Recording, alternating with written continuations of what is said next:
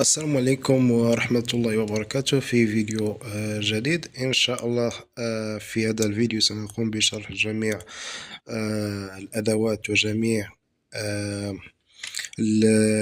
الأشياء الموجودة في إضافة واتساب CRM إكستنسيل. بعد الفيديو الذي قمنا فيه بتثبيت آه، الإضافة، في هذا الفيديو سنقوم بشرح جميع الأشياء بحول الله. نبدأ بقضية السند أو الحملات. أن نقوم بحملة معينة بحيث نقوم بإرسال آه، عدة رسائل لعدة أرقام من خلال هنا، بحيث في هذا المكان نقوم بوضع الأرقام من خلال الضغط على أبلود بهذا الشكل. نضغط هنا ونقوم بتحميل الملف الخاص بنا. كما نلاحظ هنا أنه يدعم 3 صيغ: الSSV والإكسل وكذلك التكست.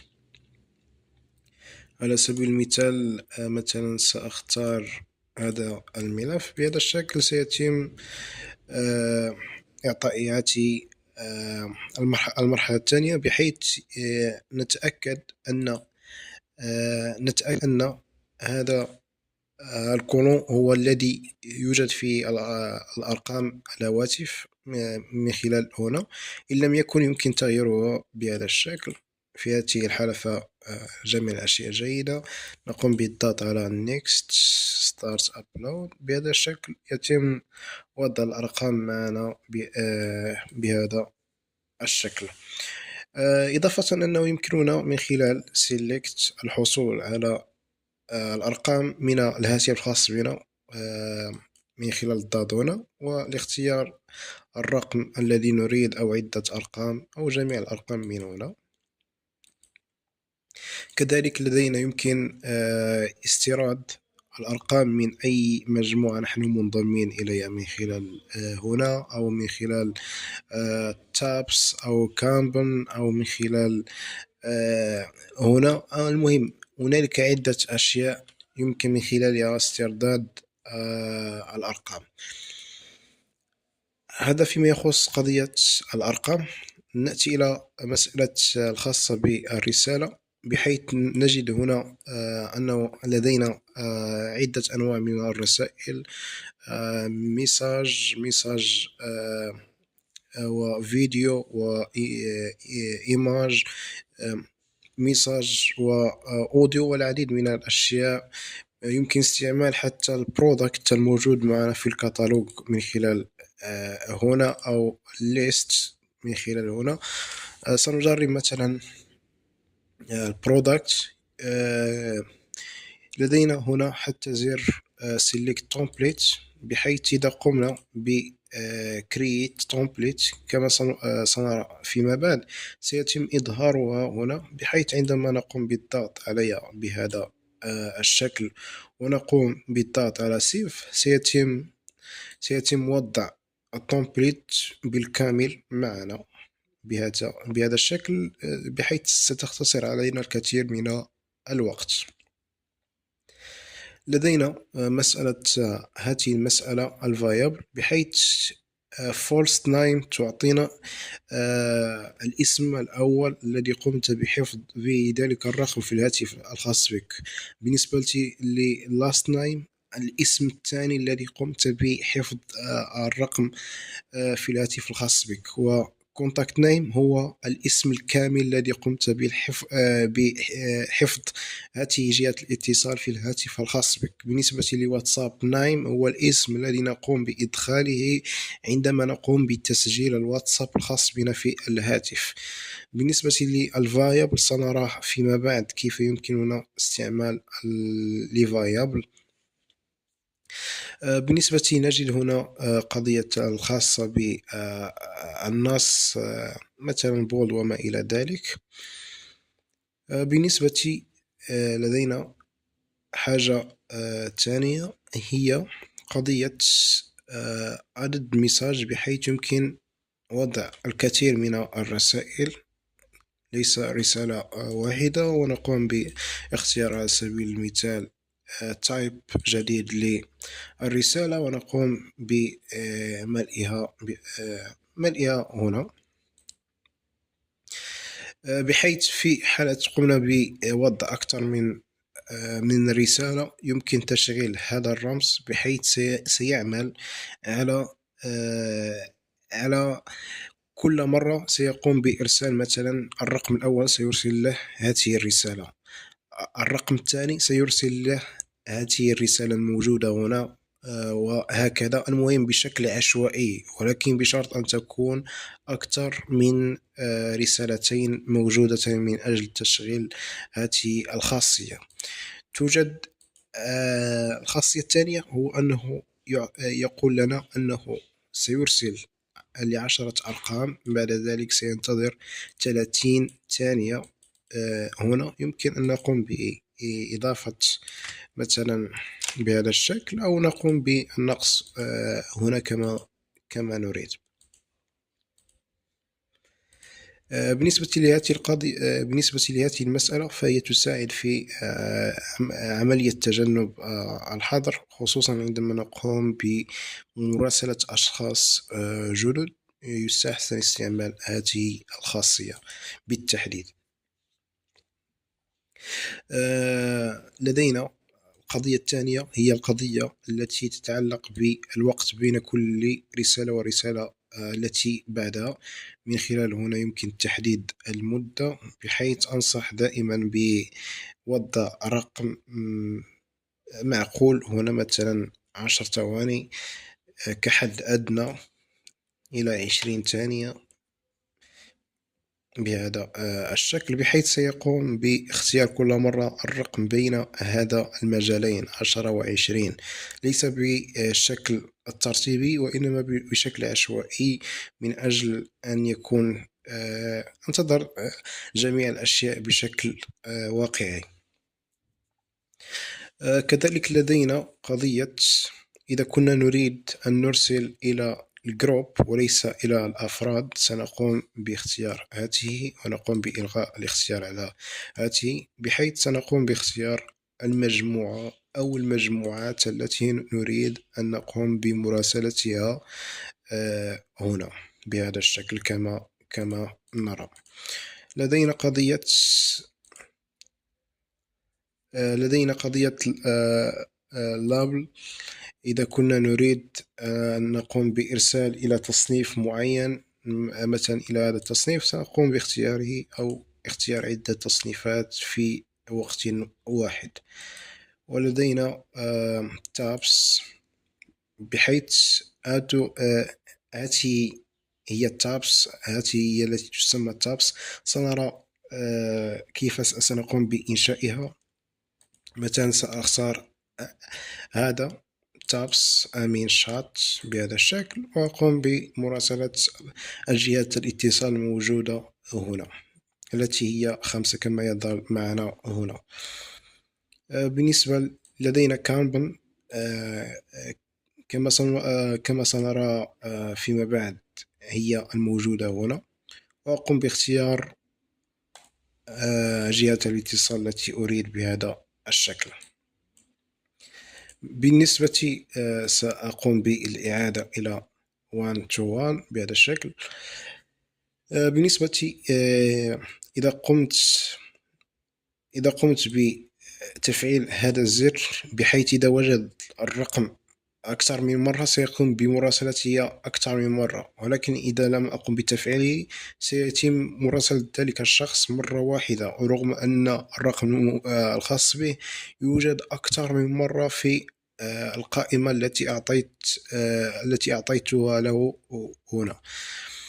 بالنسبة لقضية الخاصة باللينك، سنقوم بتجربتها من أجل أن نفهم المغزى من خلالها. سنقوم بتجربة قضية اللينك الآن مباشرة.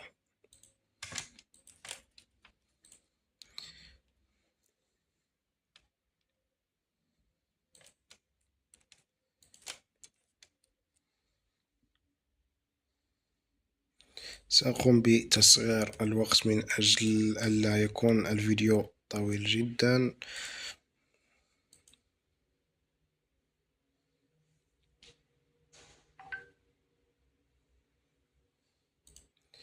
كما نلاحظ هنا تم إرسال الرسالة التي حددنا، وهذا هو الشكل اللينك الخاص بالمنصة iBookart.com بهذا الشكل.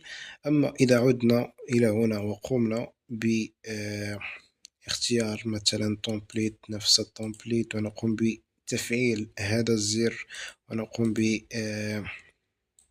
باختيار مثلا هذه الأرقام، وقمنا بوضع الرابط بهذا الشكل. سننظر كيف سيظهر الرابط الخاص بنا. نقوم بوضع هنا 5 من أجل أن لا يكون الفيديو طويل. هو يبدأ في المراسلة. تم المراسلة.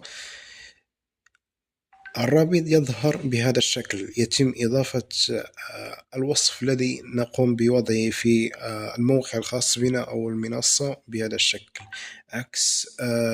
عكس الشكل الأول الذي يظهر غير احترافي. أما الشكل الثاني يظهر شكل احترافي أكثر. هذا بالنسبة لقضية اللينك. بالنسبة لقضية الجروب، بحيث مثلا أقول له عندما تقوم بإرسال هؤلاء الأشخاص، قم بإضافتهم إلى جروب معين، أو قم بحذفهم من جروب معين، بحيث هنا يجب أن تكون أنت المسؤول على ذلك الجروب أو المجموعة. نفس الأمر ينطبق بالنسبة ل نفس الأمر ينطبق بالنسبة ل تابس. نفس الأمر يمكن أن نقوم بآدد إلى أي واحدة نريد، أو نقوم بإزالة هذه جهات الاتصال منها من خلال الضغط على remove عوض added بهذا الشكل. وكذلك بالنسبة لقضية كاربون، نفس الأمر. مثلا سنقوم باختيار، مثلا على سبيل المثال سأقوم باختيار هذه. سأقوم باختيار remove عوض added من أجل أن أقوم بحذف هذه ثلاثة جهات الاتصال التي سأقوم بوضعها هنا بالتحديد بهذا الشكل، بحيث عندما أقوم بمراسلة هذه جهات الاتصال سيتم حذفها من هذا التاج، من هذا التصنيف. أعتذر، من هذا التصنيف.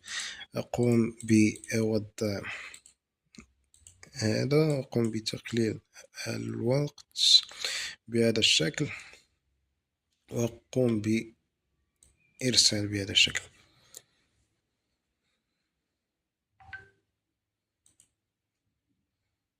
كما نلاحظ هنا تم نقصان واحد، تم نقصان شخص ثاني. تمت مراسلة الجهة الأخيرة. سيتم في الأخير دور هنا 0، بحيث إذا مثلا جئنا إلى هنا إلى قضية التصنيفات،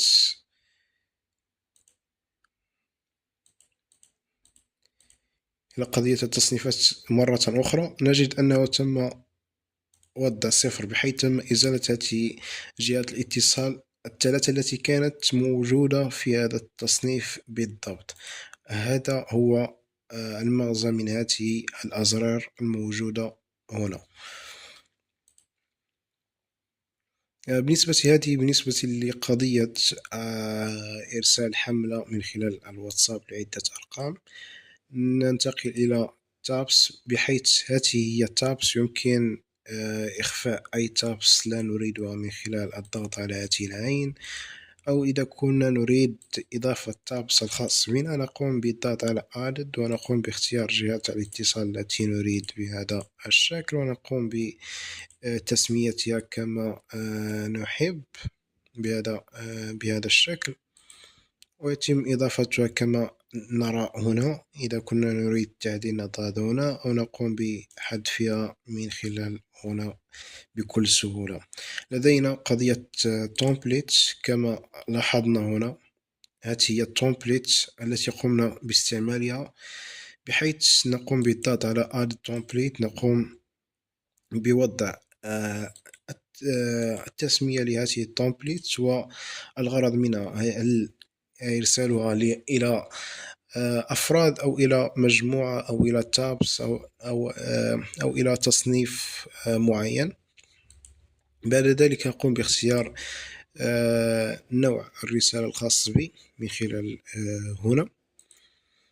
بعد ذلك أقوم بقضية سيف. سنقوم مثلا بالشرح على آتي. وضعنا هنا الاسم 1 to 1 وقمنا بترك هذه هكذا، وقمنا بوضع الرسالة هنا والصورة بهذا الشكل، وقمنا بسيف.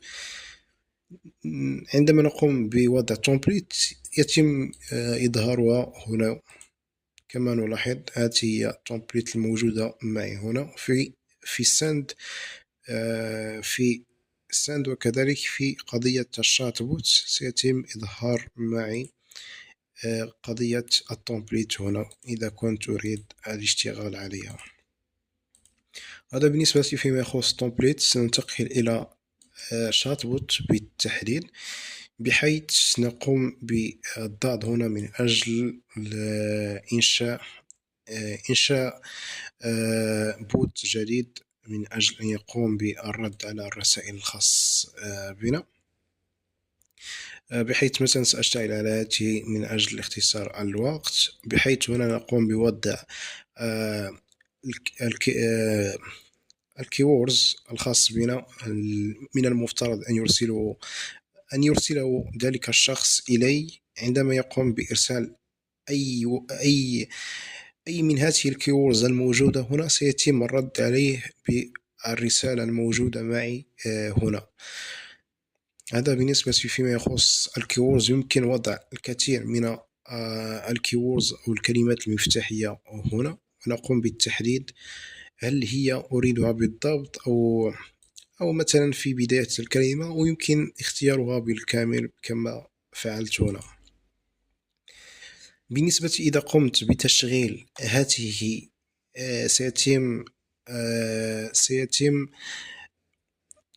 سيتم تطبيق مسألة بالنسبة الحروف اللاتينية. هل هي حروف مثلا إذا قمت بتفعيل هذه، وكما نلاحظ هنا قمنا بكتابة إيبوكارت بهذا الشكل بالحروف الكبيرة. إذا قمنا بإرسال بالحروف الصغيرة لن يتم الرد عندما نقوم بالتفعيل. أما إذا تركناه بهذا الشكل سيتم الرد، سواء قمنا بكتابته بالحروف الكبيرة أو الحروف الصغيرة، فليس هنالك أي مشكل. لدينا قضية مسألة الثانية، هي يمكن برمجة هذا الرد في أيام محددة دون أيام أخرى. مثلا الأيام التي أشتغل فيها أقوم باختيارها من هنا، والأيام التي لا أشتغل فيها أقوم بتركها وأقوم بإنشاء لها رد جديد لوحدها. بالنسبة هنا إذا كنت أريد تحديد عدد الردود لهذا الكيوردز للشخص الذي يتم استعماله، بحيث إذا قام هذا الشخص باستعمال هذا الكيوردز 3 مرات كما أشرت له هنا، وقام بإرسال المرة الرابعة، لن يتم الرد عليه، بحيث أنه قمت بالتحديد هنا.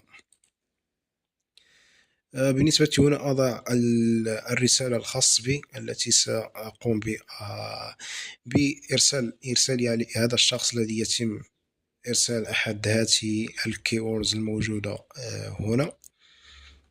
لدي نوع الرسالة كما لاحظنا سابقا. يمكن إضافة رسالة ثانية أو ثالثة وما إلى ذلك، كما تحب. ولدينا قضية التوقيت. يمكن يمكن مثلا ترتيب الردود معين لديك. مثلا منتج تريد أن تقوم بإرسال الصورة الأولى والصورة الثانية من خلال هذا التوقيت. يمكنك ضبط هذه المسألة بحيث الصورة الأولى تعطيها التوقيت أقل، والصورة الثانية تعطيها التوقيت أكبر من هذا، بحيث ستأتي تلك الأشياء بشكل ترتيبي كما وضعت بالضبط. لدينا كذلك قضية هذه القضية، بحيث إذا تركنا بهذا الشكل نحن نقوم باشتغال على الكيوردز.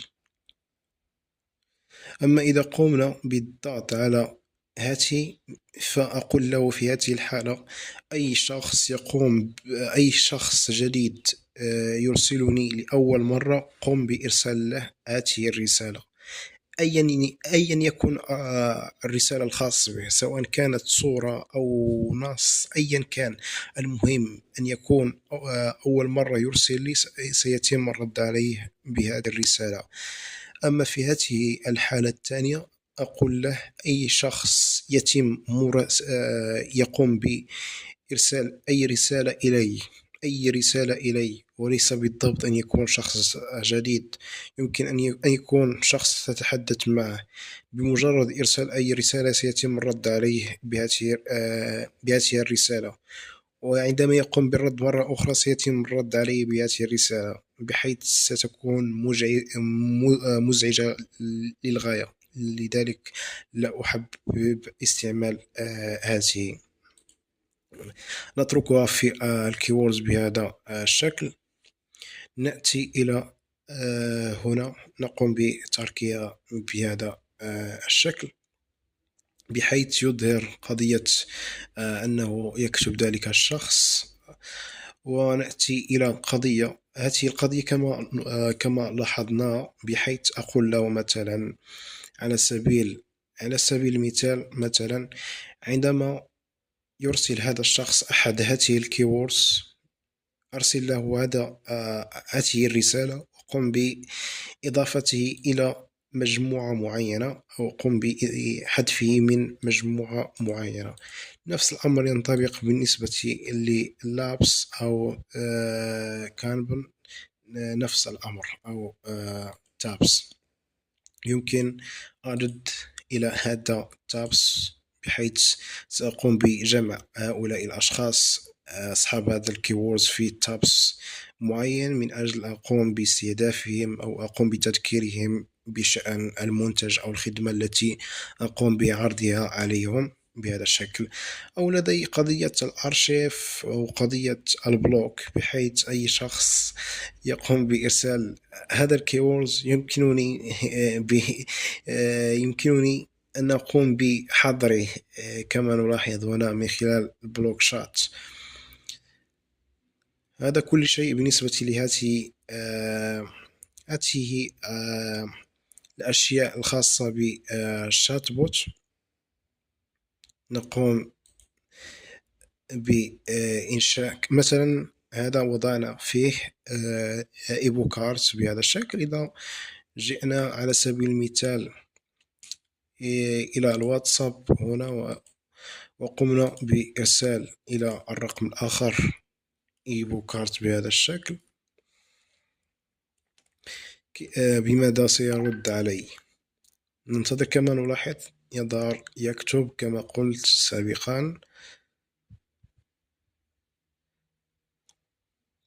أو قام بإرسال النص الذي وضعت، وهذا هو كونتاكت نايم كما نلاحظ هنا. هذا هو الاسم، واستعملت هنا خاصية البرودكت الموجود معي في الكتالوج، يظهر بهذا الشكل البروفيسيونيل. هذا فيما يخص قضية الشات بوت. يمكن استعمال قضية الليست إذا أحببت، حتى هي موجودة. المهم الفكرة، المهم أتمنى أن تكون الفكرة وصلت. م- لدي الحاجة أو الشيء أو التولز الخامس، هي هذه التي من خلالها يمكننا أن نقوم بجدول حملة معينة في توقيت أو في يوم معين، لكي يتم إرسالها لأولئك الأشخاص الذي أقوم بتحديدهم. مثلا آتي إلى هنا، أقوم بالضغط على added. هنا أقوم بكتابة مثلا اسم الخاص بالحملة الخاصة بي بهذا الشكل.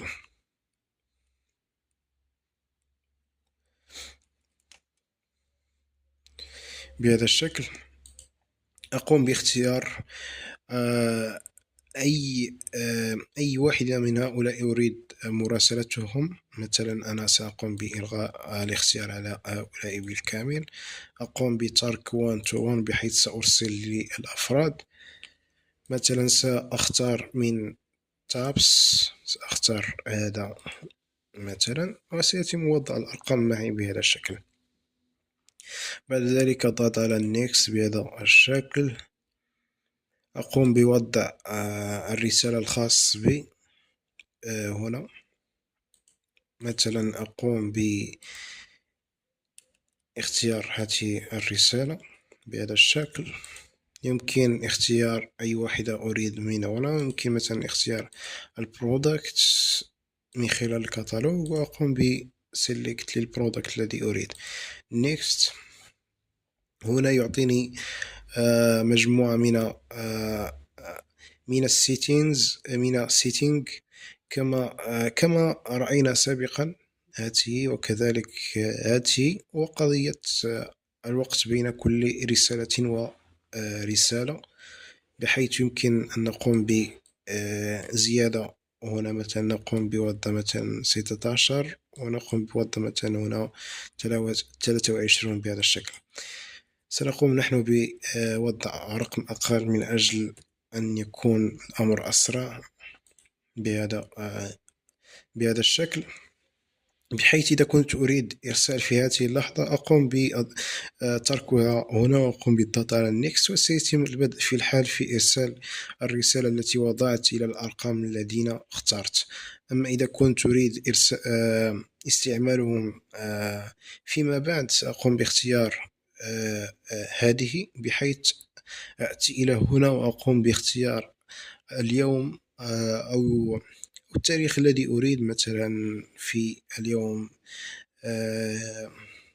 20 في التوقيت مثلا الفلاني، في التوقيت الفلاني قم بإرسال هذه الرسالة التي قمنا بتحديدها سابقا إلى الأرقام الذين اخترناهم في هذا التوقيت بالتحديد، بحيث يمكن من خلال هنا أن تقوم بإنشاء حملة أسبوعية أو يومية كما تريد. يتم إرسال إلى مجموعة من الأشخاص بشكل دوري وبشكل أوتوماتيكي، بدون تدخل منك من خلال هذه الخاصية، بحيث يمكن تحديد الأسبوع بالتحديد، ونقوم باختيار اليوم الذي نريد والتوقيت في ذلك اليوم، متى سيتم إرسال الرسالة في ذلك اليوم من خلال هنا. وبعد ذلك سنقوم بالضغط على النيكست. هنا يقوم بإعطائنا تنبيه كما نلاحظ هنا. بعد ذلك نضغط هنا، وبهذا الشكل ستظهر معنا الحملة الخاصة بنا أنها بهذا الشكل. مثلا هذه الحملة تم إرسالها complete، كما نلاحظ أنه تم إكمالها. وإذا ضغطنا هنا سيعطينا داونلود الرابور بهذا الشكل. إذا كنا نريد تحميل مثلا الرابور بأي صيغة نريد، مثلا الإكسل أو الإس إس في أو التكست. لدينا الشيء السادس هو قضية التنبيهات، بحيث يمكن إنشاء تنبيهات من خلال هنا، ونقوم بتحديد الرسالة، ونقوم بتحديد جهة الاتصال التي أريد آه، أن أقوم بتشغيل التنبيه آه، عليها. لدي لدي هنا شيئين، هو أنه إذا كنت أريد استعمالها في وقت آخر، أقوم باختيار مثلا اليوم الذي أريد في التوقيت الفلاني من خلال هنا. لدينا كذلك قضية الردود السريعة، بحيث هذه هي التي تظهر معنا في الأسفل هنا. كما نلاحظ عندما يرسل لي مثلا شخص معين، أقوم بالضغط عليه، يتم إرسال له الرسالة بالكامل. يمكن أن أضع فيها النص مع مقطع صوتي مع فيديو، بحيث لن أحتاج إلى كل مرة أقوم بتحويل لكل شخص جديد يتم إرسال لي رسالة، بحيث تختصر علي الكثير من الوقت من خلال إنشائها من خلال هنا. أقوم بوضع الرسالة هنا والاسم الذي ستظهر عليه هنا. بالنسبة هنا أقوم بتفعيل هذه أو تركها مفعلة، بحيث لكي تظهر معنا في الأسفل بهذا كما لاحظنا من قبل. وهذه إذا كنا نريد أن نقوم بالتعديل كل مرة قبل أن نقوم بالمراسلة، من الأحسن عدم تفعيلها. مثلا عندما تقوم بتفعيل هذه، مثلا سنختار مثلا هذه ونقوم بالتعديل عليها. وإذا قمنا بتفعيل هذه بهذا الشكل، عندما سنأتي إلى هنا وأريد إرسال، سيعطيني هذا بهذا الشكل. وبعد ذلك سيعطيني النص من أجل إذا كنت أريد التعديل أو شيء من هذا القبيل. بعد ذلك سأضغط على هذا الشكل. أما بالنسبة مثلا عندما أقوم بعدم تحديده، سيتم إرسال بشكل مباشر. هذا بالنسبة إذا كنت أريد إرسال إلى مجموعة وأريد أن أقوم بتنبيههم بشكل كلي. وهذه تفيد في إنشاء مثل ما يسمى بقمع المبيعات. نفس الفكرة هنا. أقوم بتشغيل هذه من أجل تشغيل هذا الرد السريع، وأقوم بإيقاف هذه، بحيث لن يتم طلب مني كل مرة تأكيد من الإرسال أو لا. سيتم إرسال بشكل مباشر عندما أقوم بإلغائها بهذا الشكل. ونفس الأشياء التي رأيناها سابقا موجودة هنا، بحيث يمكن أن أقوم بadded أو remove لأي شخص أقوم بإرسال له هذه الرسالة التي أريد. بعد ذلك أقوم بسيف. مثلا سأقوم بإزالة هذه وأقوم بسيف، وستظهر معي جميع الأشياء هنا كما نرى. إذا كانت لديك الكثير من الأشياء ستظهر معك هنا بالكامل، ويمكن البحث على الأشياء التي لا تظهر هنا، ويمكن النزول إلى الأسفل، وستجدها في الأسفل بالتأكيد.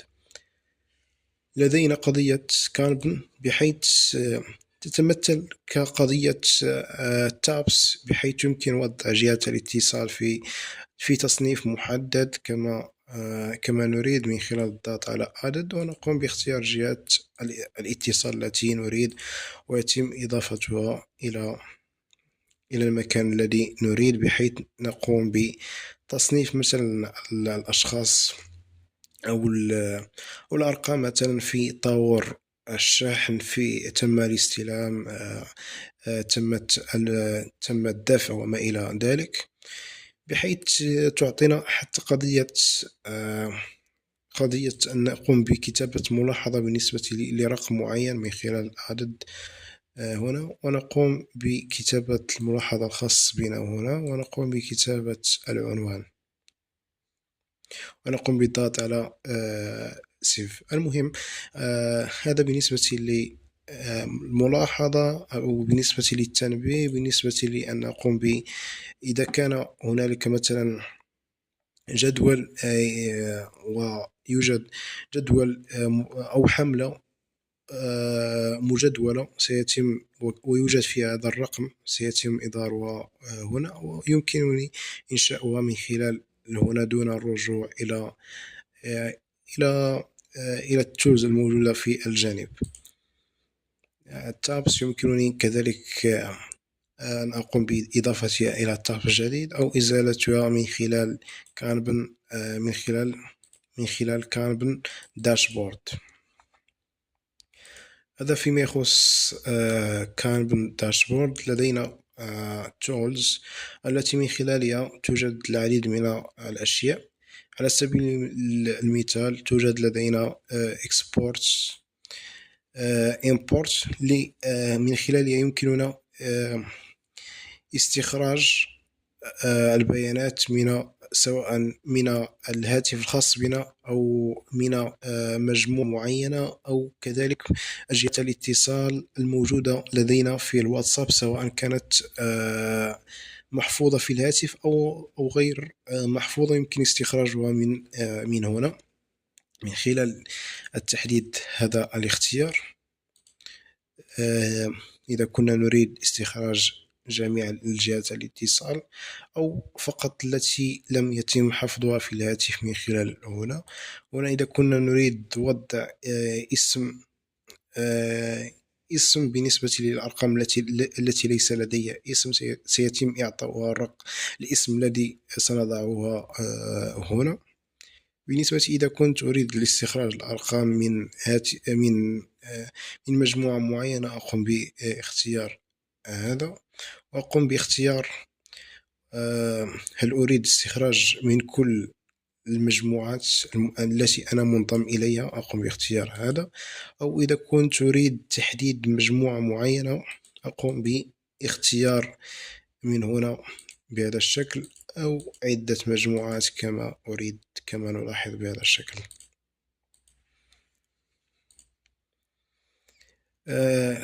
لدينا كذلك بالنسبة للتابس يمكن تنفيذ الأمر بالنسبة لتابس معين، مثلا هذا التابس. بعد ذلك أقوم بداونلود باستغلال أريد تكست أو إكسل أو الإسيسفي كما أحببت. مثلا نجرب على هاتي، أقوم بالضغط، يتم التحميل معك بهذا الشكل، يعطيك الأرقام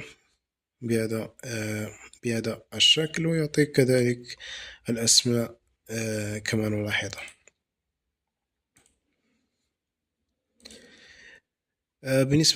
كذلك بالنسبة للتصنيفات، بالنسبة لتصنيفات اللابل نفس الأمر ينطبق علي. أنا أقوم باختيار تصنيف معين كما نريد، ونقوم بالضغط على داونلود، ويتم استخراج الأرقام الموجودة فيه.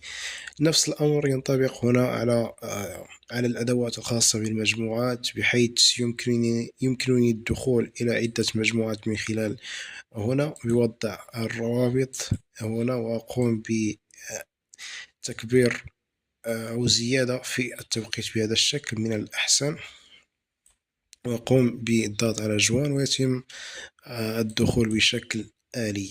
وهنا إذا كنت أريد إزالة مجموعة معينة، أقوم بالضغط هنا وأقوم باختيار المجموعة، بحيث يجب أن أكون أنا الأدمين الخاص بتلك المجموعة. هذه فيما يخص استنساخ المجموعة، يمكنني استنساخ أي مجموعة أريد. بالنسبة لدي أدوات أخرى هنا، مثلا بالنسبة لقضية المهمة جدا هي الإمبورت والإكسبورت الداتا، بحيث مثلا تريد أن تقوم بحذف مثلا هذه الإضافة في هذا الحاسوب، وتقوم باستعمالها في الحاسوب الآخر، وتريد حفظ جميع الأدوات وجميع الأشياء التي قمت بإدخالها هنا.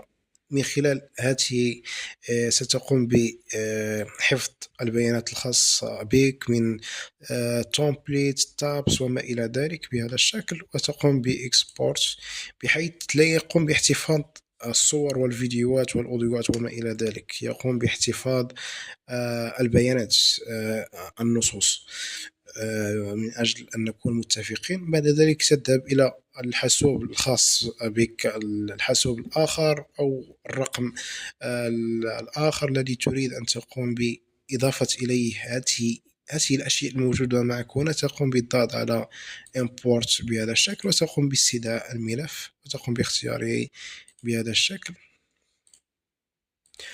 ويتم إظهار معك هذه الأشياء من أجل أن تختار الأشياء التي تريد إضافتها أو حذف الأشياء التي لا تريد إضافتها من خلال هنا. هذا فيما يخص قضية import والإكسبورت الداتا. لدينا قضية tag. بالنسبة كما نلاحظ هنا، قمنا بإنشاء هذا التاج وهذا التاج، نفس تقريبا يشبه نفس الأمر بالنسبة للتابس. بالنسبة تقريبا هذه الأشياء المهمة، توجد قضية الملاحظات. كما نلاحظ هنا يمكن وضع الملاحظة التي أريد هنا.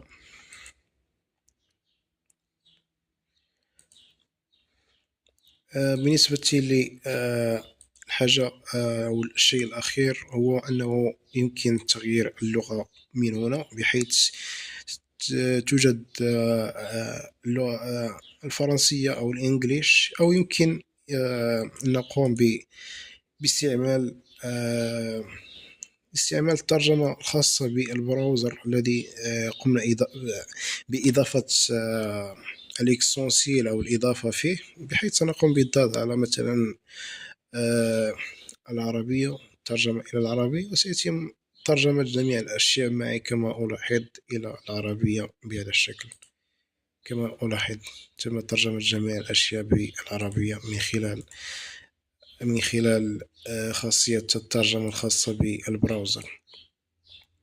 والحاجة أو الشيء الأخير هو من خلال هذا المكان يمكنني أن أعرف تاريخ انتهاء صلاحية التفعيل الخاص بي. هنا ستجد التاريخ النهائي. تقريبا قمت بشرح جميع الأشياء. لازال هناك شيء أخير نسيت لم أقم بشرحه. نقطة قبل، هو أنه إذا كنت أريد أقوم بحذف الترجمة، إذا كنت أريد استعمال البرودكت هنا ولم يتم ظهور هذه البرودكت الموجودة معي في الكتالوج الخاص بي، سنذهب إلى هذه الثلاثة نقط وأقوم بالضغط على الكتالوج. في الأول سيقول لك سأرسل لك رمز إلى الإيميل الذي قمت بإضافته إلى الواتساب، بعدما تقوم بأخذ الرقم الذي أرسله إليك في الإيميل وتضعه في المكان الذي يعطيك هنا، سيتم إعطائك البرودكت الموجودة معك في الكتالوج هنا. هذه هي الملاحظة. والملاحظة الأخيرة هي الخاصة بشات جي بي تي، بحيث يمكن أن أقوم بربط الإضافة مع شات جي بي تي. نعم، كما سمعت، ولكن بالنسبة من أجل أن أقوم بهذه المسألة يجب أن أذهب إلى إلى منصة OpenAI، بحيث هذه الخاصية مدفوعة وليست بالمجان. أقوم بالبحث على هذه. بعدما ما أجدها أقوم بالضغط عليها. في الأول ستجد هنا $0. بعد ذلك أقوم بالضغط على added cart، وأقوم يعطيك هذه الفورم من أجل أن تقوم بوضع البطاقة الخاص بك وبيانات العنوان الخاص بك من أجل أن تقوم بالدفع، بحيث أقل مبلغ يمكن دفعه هو $5. بعد ذلك ستقوم بالدفع، وبعدما تقوم بالدفع ستأتي إلى هذا الجانب وتبحث على APK بهذا الشكل، ونقوم بإنشاء Create، ونقوم بإنشاء API. أقوم بوضع هنا الاسم الذي أريد، مثلا بهذا الشكل.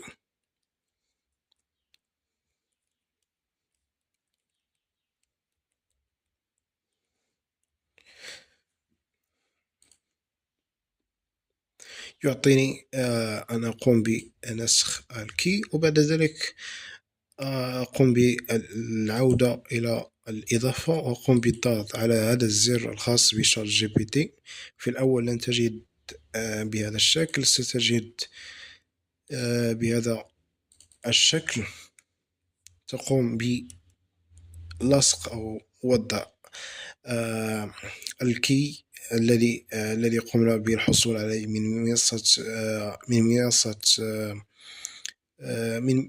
المنصة الخاصة ب OpenAI.